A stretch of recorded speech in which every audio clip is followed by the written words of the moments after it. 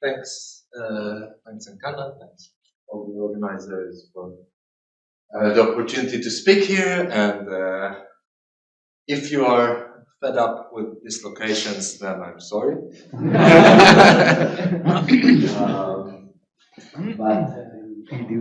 But in some sense, this is a more basic talk than the previous two, because I'm not talking about evolution. Everything will be static problems, and and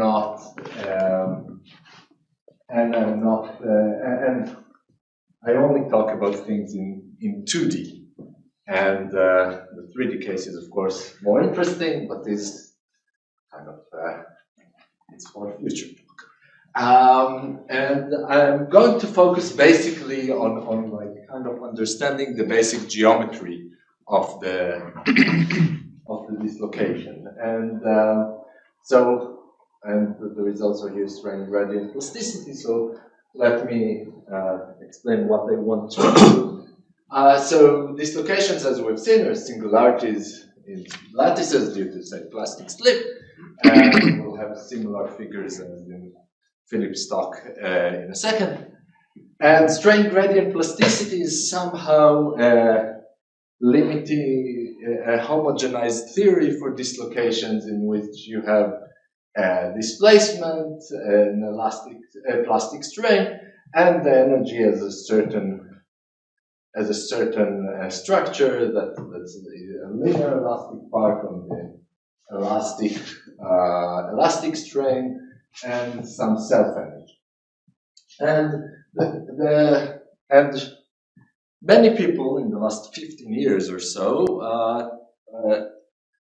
tried to derive straight gradient plasticity model as limits of finitely many dislocations. And there are works, I think the first one is Gavoni, Leoni, Ponzibione, and then there is, and now there is a second, another paper removing some technical assumptions. There are papers of Scaldi and Zeppielli, and Munoz, Scaldi and Zeppielli, doing in a more nonlinear case, and then work of Janusz removing also some technical assumptions of separation and so on and so forth. These are all the works in 2D. If I had to write all the works in 3D, then I wouldn't have a space on this slide. But all of these models, basically, they start in a sense in a,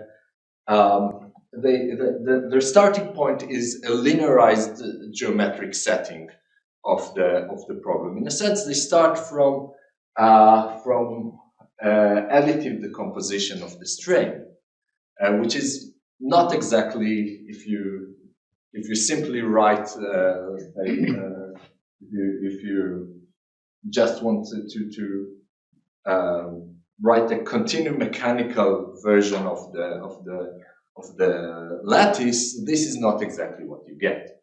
It's a linearized version of that, and in a sense, we wanted first to have a setup similar to this setup, but that actually is that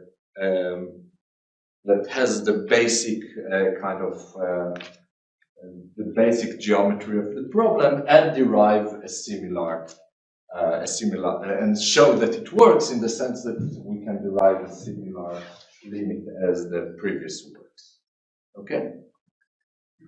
And hopefully I can also convince you that this approach has also other benefits beyond getting the same limit as other people come. Okay, so this is a similar picture as you've seen before, only in 2D, as I said. So we have a lattice, and there is some problem here. Okay, and so we have some core of a defect here, and so here are the lattice directions, and then how do I find what this problem here is? That I do a burger circuit, and I count how many steps I go up and down, left and right, and I end up with an axis vector, which I call the Burgers vector. So what would be a continuum version of this? This is what Volterra did like more than 100 years ago.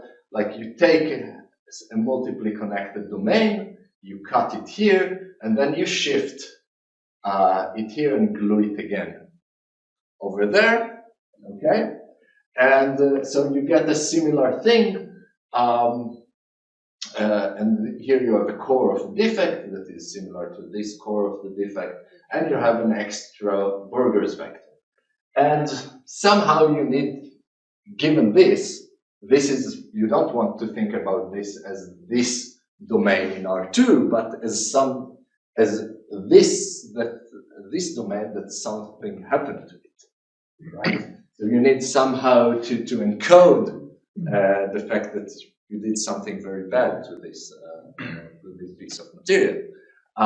So you need, so instead of lattice direction, you'll have a global frame field over this. This is kind of a continuum lattice direction, and you need the defect to be encoded in this frame field. Okay. So how do we do that? So we have this frame field, the lattice direction. Instead of a frame field, I can think of the dual frame. Okay. So it's a one form for each point in the tangent space. It's a linear functional. Okay, giving me it's a R2 valued one form because we are in 2 dimensions. And first comment is that specifying such a dual frame is more or less equivalent to specifying a Riemannian metric on this manifold M just by pulling back the Euclidean metric from here using Q. Okay? So now the question is, so now I'm saying a dislocation is a dual frame, like is encoded in a dual frame or a Riemannian metric. What are the properties of a dual frame that I can choose to get that it will be a dislocation and not something else? So the first thing is I want it to be closed, meaning that here I don't have any dislocation. Okay, in any point other than encircling the core, I don't have any dislocation.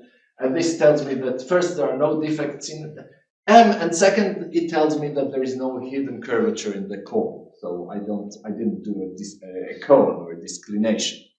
Okay? And if you like to think of it as a metric, it means that the metric is flat and has trivial holonomy. So all the transport is positive. Okay, and now somehow to have the dislocation inside. So the dislocation is encoded by the fact that this dual frame has a circulation if I go around the core and something that is homotopic to the inner boundary. Then I can integrate Q, it's a one form, and I get some vector in R2, which is my Burgers vector. Okay, so this is my framework for dislocation. And if you like, and this is useful, and this is somehow related to what Philip presented, you can also think of Q as a certain current on the inner boundary of the core. So when I'm writing the boundary of M, I always mean the inner boundary where the dislocations are and not this outer one. Okay? So now, okay, this makes sense as a model for dislocations. Do I have examples? What are relevant Qs that I can use? So this is again the same for nothing new here. It's the same thing that was in the previous slide. So a first example, okay, is take M to be everything outside a certain circle in R2. And so the first one form that you can take, okay, take the identity and perturb it by the simplest thing you can think of that has a circulation V. Okay, just the vector V over 2 pi d phi. Okay? And then you can calculate G, you get some expression, but this expression, you see, it's not even it's something a bit complicated. But then you can ask, okay, are there other expressions of the metric or a Q which are equivalent? If you have G that is flat and has trivial holonomy, by choosing a frame at one point, you get a Q, so they're completely equivalent. Okay, up to a very simple choice. So here are two other examples of metrics that satisfy all these assumptions. So for example, you have this one, and this one has the upside of the R and theta directions being orthogonal. And if you want something that is conformally Euclidean, then this is also a metric that satisfies all the assumptions. And these are actually useful for some problems.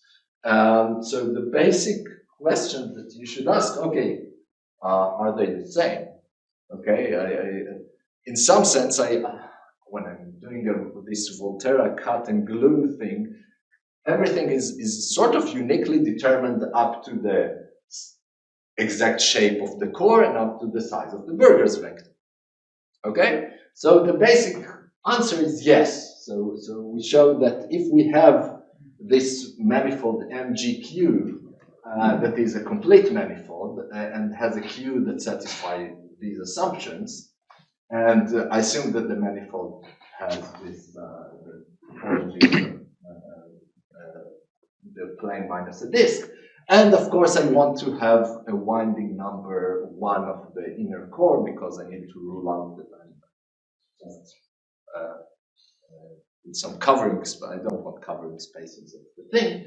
Then, indeed, if you remove the convex hull of the inner boundary, convex hull with respect to the distances of this manifold, then this manifold is obtained by a Volterra construction.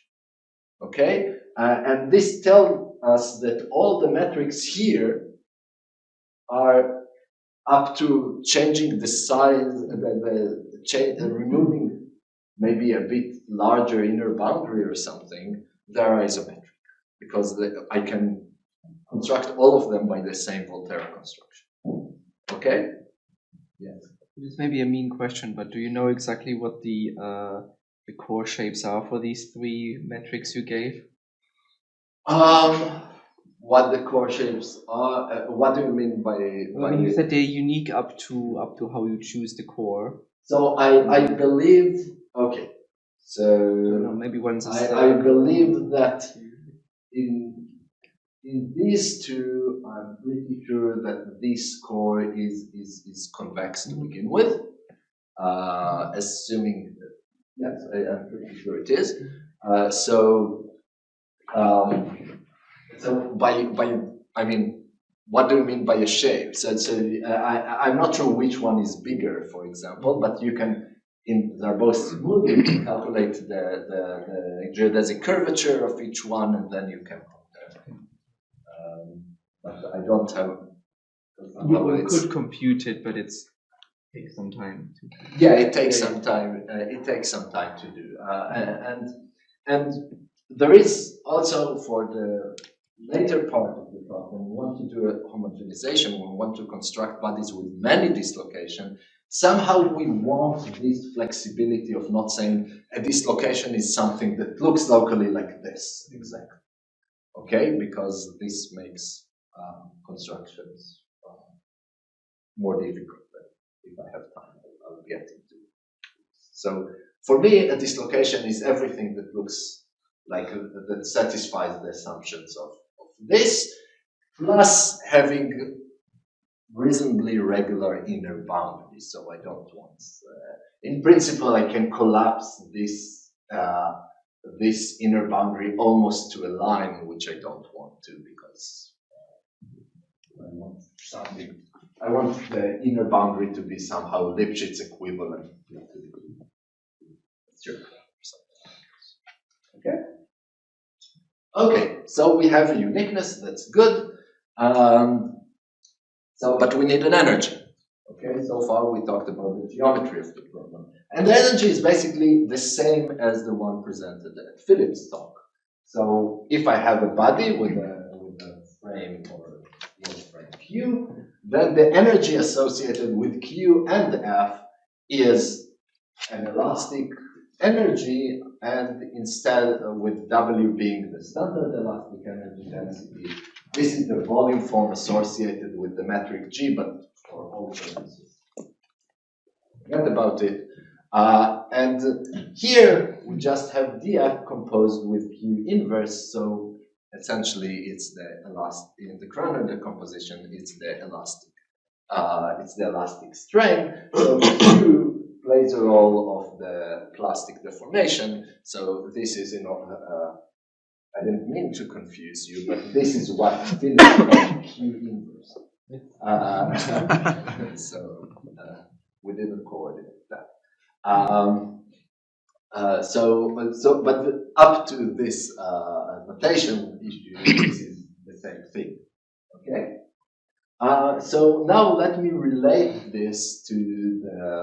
I told you that previous works in these type of limits did a linearized version of this. So let me tell you in which sense it is a linearized geometry of what we have. So think again, we have this energy, okay, and we have, and this is, for example, this is a possible Q, but this is actually the condition. And now assume that we have small energy and we have a small, and so we have two parameters here, Q and F. So I want to assume that the dislocation is small. So this is small, so my Q is almost the identity. And so this is slightly, you can make this more rigorous, but this is just for the sake of the idea. And you have, and I want to think that I have small energy. So this is almost the identity. This is a standard elastic energy density. So I assume that the gradient of the configuration is almost a fixed rotation. Okay. So now you look on this whole thing, and you can Taylor expand it and get it becomes the first order like this. So call this a beta, and then what the property of this beta is that it is a map from our manifold to matrices, and it has a circle. It is closed because this is closed and this is closed, and it has a circulation minus v because of the minus q. So now you can start. This is the sort of linearized model of what I call the admissible strain model, in which your variable is no longer q and f, but rather this strain beta, which you want to be of this structure. And then you can write energies. For example, you can just plug beta in here, and this is a nonlinear, and this is the works written here, and or you can do a linear. You can linearize W at the same time, taking the first order approximation of it, and look on this energy, which was so this is linear elastic. And this was the work of Garon and Ponce-Leon and other works that followed. So the confusing thing is that we have two linearizations here. So we can linearize the geometry in a sense, instead of Q thinking about the circulation of the strain, and we can linearize or not linearize the energy density.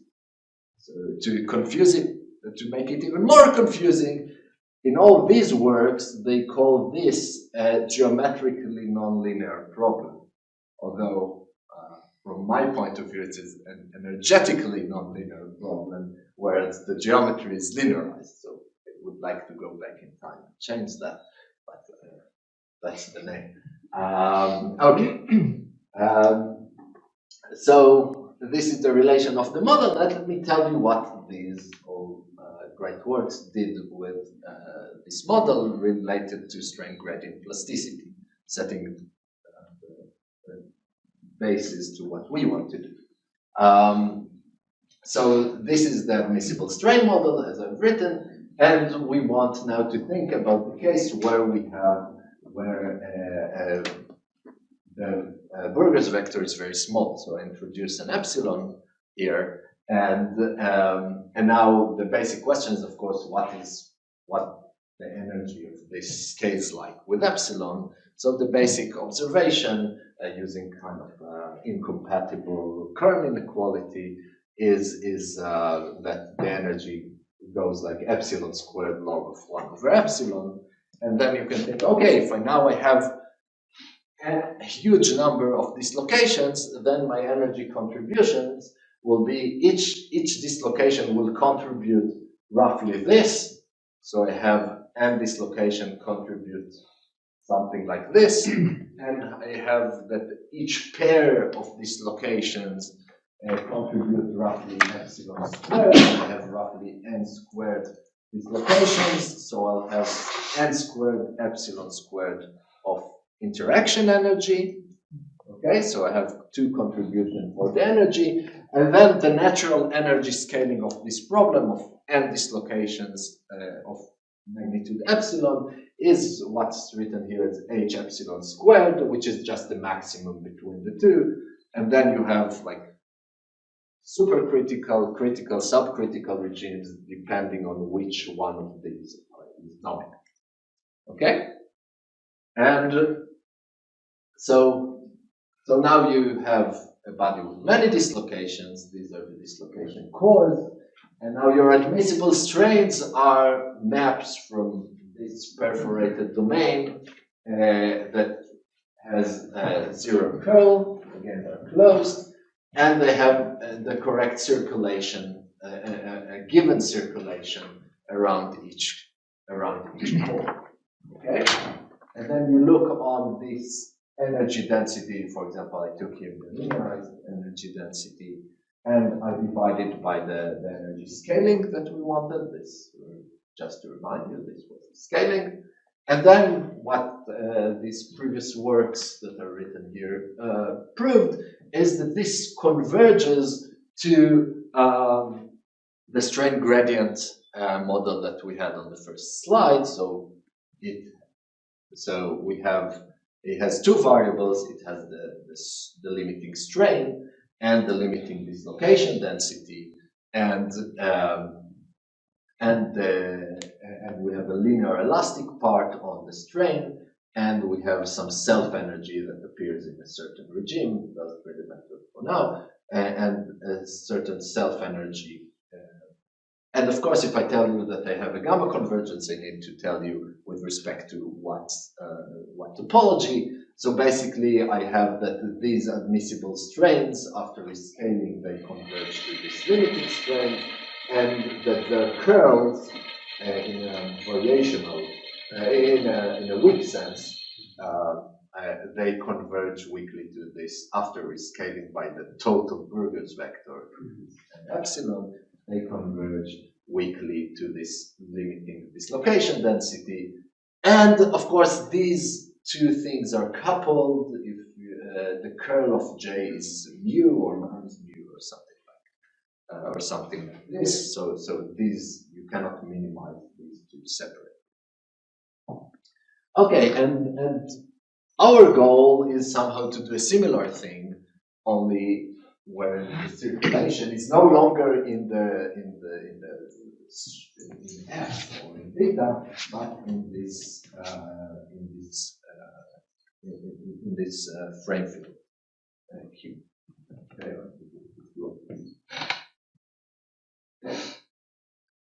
So maybe just to convince you why I like this, okay, is that first of all, I find it that it fits better the basic dislocation model, okay, the basic lattice model. the lattice model is really about the frame and not about the strain. I don't want to. This model decouples the elastic part and the plastic deformation that happens to the lattice itself. And also, maybe this is a personal thing, but I'm more comfortable with configurations than with spreads. And it's not only that I'm more comfortable with, if you like to put boundary conditions or forces, you like to add them to the energy, it's much clearer how to do this if your variable is a configuration and not a strain. Okay? So this is from, like, if you like, modeling point of view. But also for homogenization limits, for example, when we have this number of dislocations going to infinity and the size of the dislocations going to 0. So this talk is about strain gradient limit, as I said, in which the total Burgers vector is very, very small. But you can also talk about limits like non-Wang energies, but under some technical assumptions that are non-trivial, but still, we were able to derive in previous works. And this is where the total Burgers vector is order 1. And when the total Burgers vector is order 1, there is no, like, you cannot do the admissible strain linearization. There is no reference configuration to linearize a bound. Okay? But furthermore, another thing that is nice about this is that if you think about it as a 2D thing, you can just add a bending term, and you can just also think of a bending theory for two-dimensional bodies with dislocations in R3. And this is also something that I'm not sure how to do if you consider an admissible strain approach. Okay, so after this, after trying to advertise this, let's go back to the mathematics. And so, what is the energy of a dislocation in our geometric model? So again, we have this body with dislocation, with this Q, and we have this is the core of the dislocation, and as I said, I assume it is regular enough, and it's not too large. Okay, so in principle, in what I previously said, I could cut a huge hole much larger than the size of the dislocation. Of course, this is not a physically relevant thing. So I'm thinking that this is pretty regular and has the length that is of the same magnitude as the dislocation. It's at the magnitude of the dislocation. And then in order to derive like lower bounds for the energy of this, you need some kind of rigidity state. Okay? So in Goroni, Leoni, Ponzilione work, there was this incompatible Korn inequality, and here we need some kind of a Friesica-James-Miller rigidity statement for this type of objects. So it goes as follows. So for any f from our manifold to R, there is a rotation such that, and here's the thing, instead of writing df minus R is the L2 norm of this is smaller than the L2 of the distance of df from the rotations, I have this multiplicative thing with Q. Okay, so this is the analog of the standard Friesica-James-Miller for these kinds of bodies, of a body with a single dislocation. Okay, and note that unlike the regular Friesica-James-Miller statement, this side, and therefore also this side, cannot be 0. You cannot choose an f such that this is 0 because Q is not a gradient, it has a circulation. Okay? Different. But with this statement, which is not too difficult actually to prove using the standard James-Miller theorem. You can show that the infimum of the elastic energy of a single dislocation has the same scaling as the linear. Okay, and therefore we expect that we have the same general energy scaling. So if we have bodies with n epsilon dislocation of order epsilon, then their infimum will behave like this h epsilon squared, which is exactly the same as in the previous slide. Okay? So the game now is going to the limit. But for going to the limit, it means that I need to go to some limit of these manifolds. Okay, so I need to tell you what this limit is.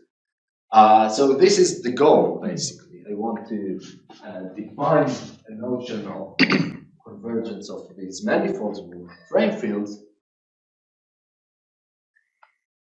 And these manifolds induce the elastic energies that we talked about. And I want that these energies will converge to some limiting strain gradient energy. So let me walk you through this idea. So what do I mean by converging manifolds? And this is something that we have to do to define for these systems, these locations.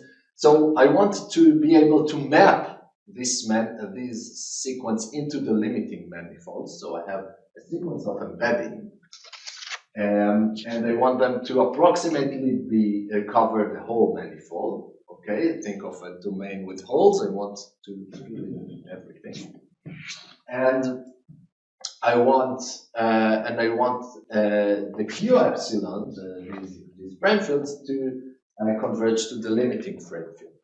Okay, and the only way I can do it is by pushing them with argumenting Z, and I want this to converge in L2, but I also want a pointwise control that comes from how dislocations behave, the 1 over R thing that Amit mentioned. So I want the pointwise a pointwise estimate that goes like the size of the dislocations over the distance from the closest dislocations plus some background, small background. Okay, so this is what I mean by these manifolds converging. But now our goal, right, is when we have the overall Borger's vector is very small, the energy is very small. So I expect that when the energy is very small, then my manifold will converge to some domain in R2 with the standard frame field. Okay, so let me, instead of MQ, some general manifold like this omega I, okay, as in here, and this is my assumption.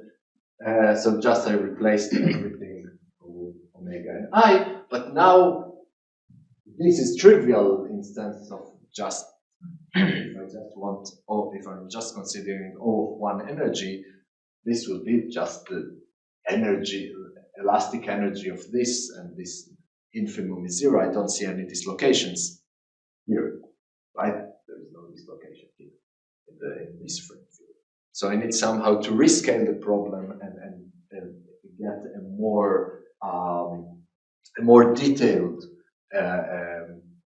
limit of the manifold. So I have this parameter of the number of dislocations, and I want to somehow, even though the O of one frame field has no dislocations, I want to see somehow the remaining, the first order correction of the number of the dislocation density. So I want two new things now. First of all, instead of just having this L2 difference, the L2 convergence between Q and epsilon and the go to 0, I want it to go to 0 with the rate that I expect the energy to be. Okay, and I want the rescaled Q epsilon to converge to mu. In what sense? in the sense, if you like, a sense of currents or measures, I want the functional that is associated with this frame field to weakly converge to mu. Okay, after rescaling by this one. Okay, so I have a notion of convergence of manifolds, and that on the first order they converge to something completely Euclidean, but then I have the first order correction. Okay, and for this, what I want to do is I want to have the energies that we talked about before rescaled by h epsilon squared, which is the energy, the scaling of the energy that we expect. I want this to converge to our the same energy from before, the same strain gradient elastic model of linear elastic part that depends on the limiting strain, and a self-energy part that that depends on the limiting dislocation density. Okay, and the main result is that okay, but in which sense? So we have convergence of gamma convergence of this to this energy with respect to convergence of the manifolds, as discussed in here, and weak convergence of the limiting strains, where the limiting strains are compared with Q epsilon. So I'm looking on up to a global rotation on the difference between df and Q epsilon. Since I have low energy, these are small and they're of order 1 over h. So I'm dividing by 1 over h, and this is the okay.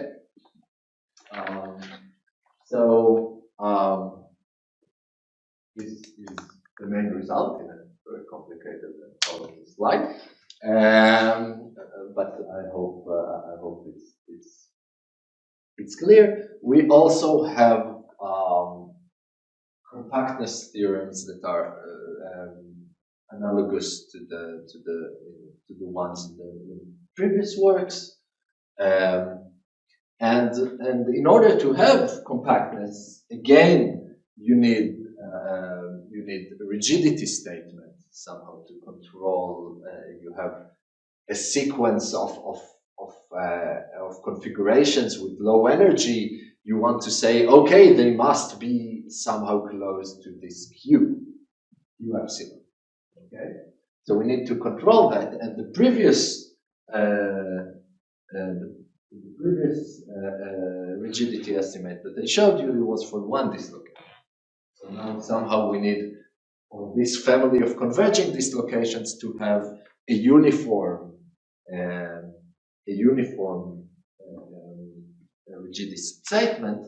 So this is the statement. So if we have a sequence that converges to this limit in the sense that is written here, okay, in the sense that we define, then the energy, this is roughly the energy controls the distance of df from being Q epsilon up to a global rotation, and this constant, and the constant here is uniform in epsilon. Okay, but I have a price to pay, and the price to pay is that I have an additional h epsilon squared term that I have here that I didn't have in the single dislocation. Okay, because with this I'm fine, because this is the same order as the energy that I'll have, but I don't want the constant here to blow up. This is something which will be problematic.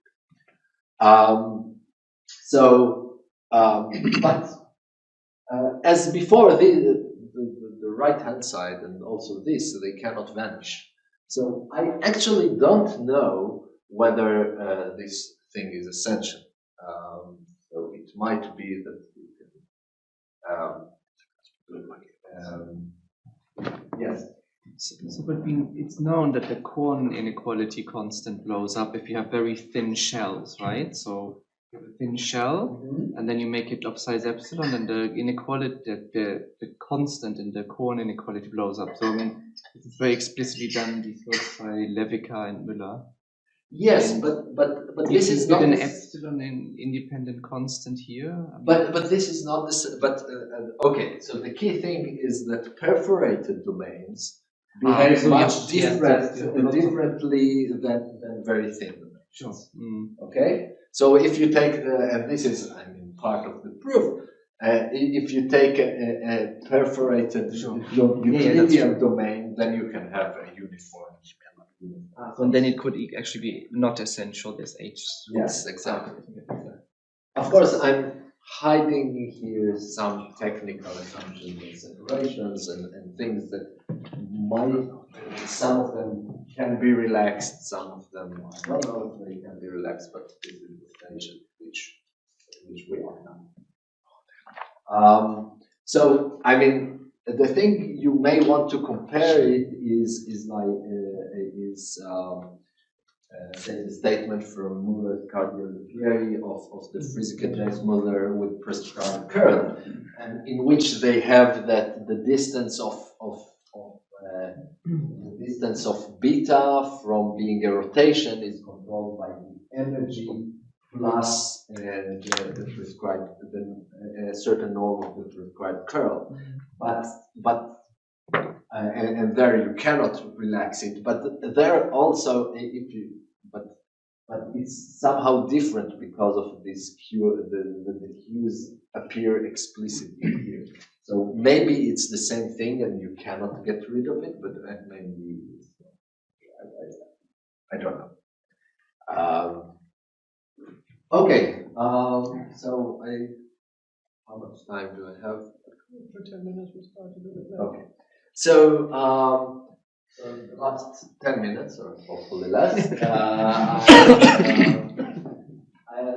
want to be able to go over the whole group as well, the technical so let me just go through one bit in which I said, okay, I have a body with lots of dislocations, and I defined it somehow abstractly by a manifold with a certain frame field that has a certain circulation condition, but how can I build it? It's not just a theoretical question. If I want to prove a gamma convergence, I need to build a recovery sequence. I need actually to build these manifolds. And so having one Volterra construction, it's easy. You cut the paper, you glue it. But now trying to do a million of those, it becomes tricky. So how do you construct a body with many dislocations? So we have one. We know how to write a body with one dislocation. So the first idea is just, okay, I have this body with one dislocation. I can cut it. I can cut a rectangle outside of the core, and I can cut a rectangle because it's locally Euclidean, this manifold, right? So I can. It's a rectangle in the sense that these are straight lines, and the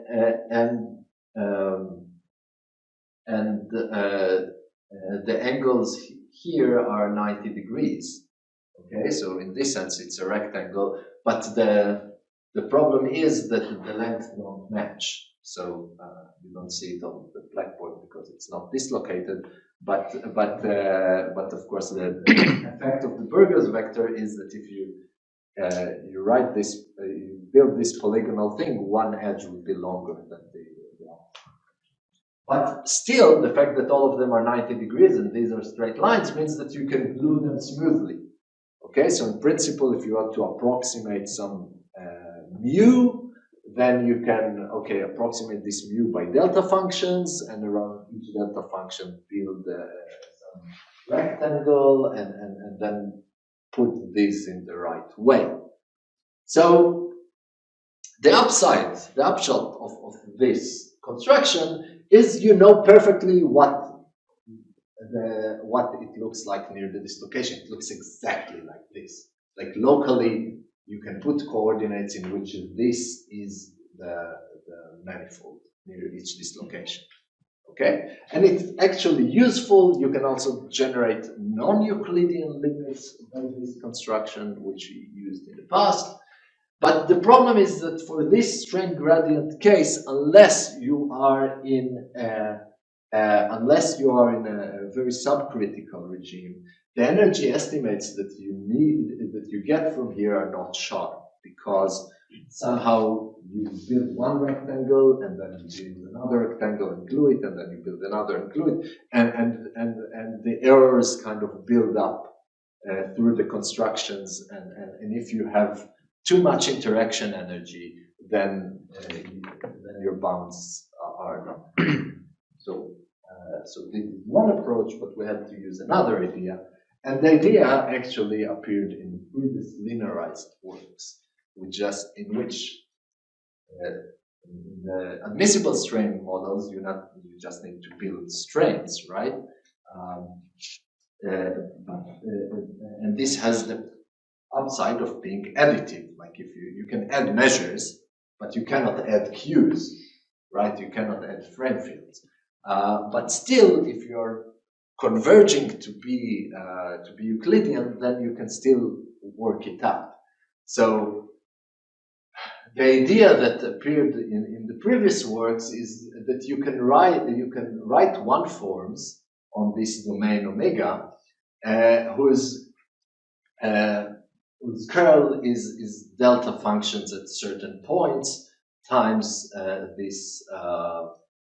times the wanted Burgers vectors, and of course you can write something like this, but they can write something like this in a way that has good norm bounds in a sense. Okay, if you just add them up, you'll have problem.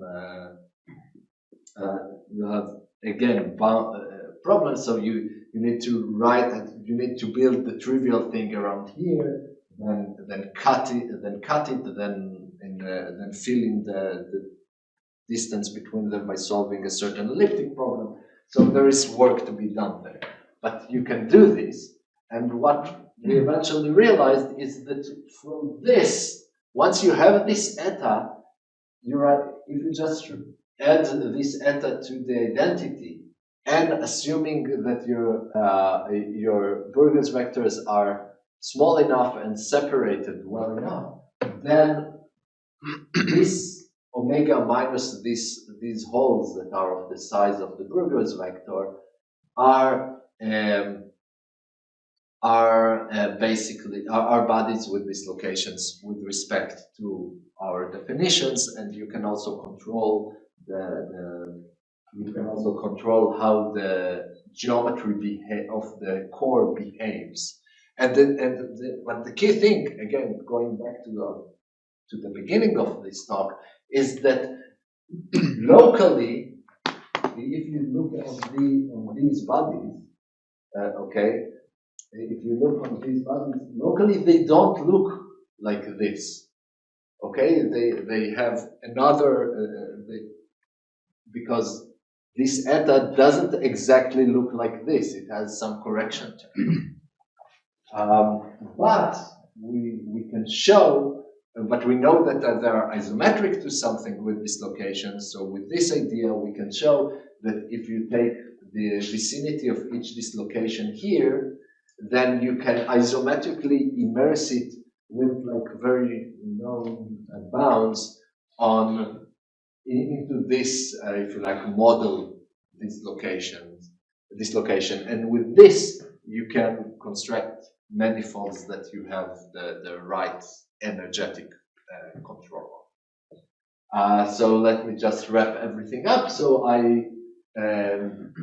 what I talked about today is to introduce a geometric setting for dislocations, if you like, with a multiplicative the composition of the strain versus the additive one that is used in the admissible strain model, and we did homogenization to a strain gradient model in 2D. Of course, there are tons of things need to be done. There are many technical improvements that on our work, some of them should be possible. Otherwise, others I hope that they are possible, like treating separation, using generalizing what's known as the wall construction, other words in our case. There is this question of the rigidity question without the H squared that I mentioned before.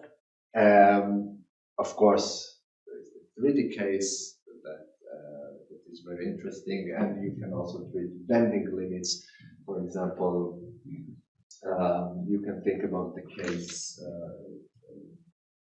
You can think about stretching plus bending energy with small dislocations, how it behaves, and so on and so forth. So lots of things to do, and of course, what's not appearing here is relating this to the previous two talks about dynamics and seeing how these frameworks work with a dynamical point of view. Thank you. Enjoy lunch.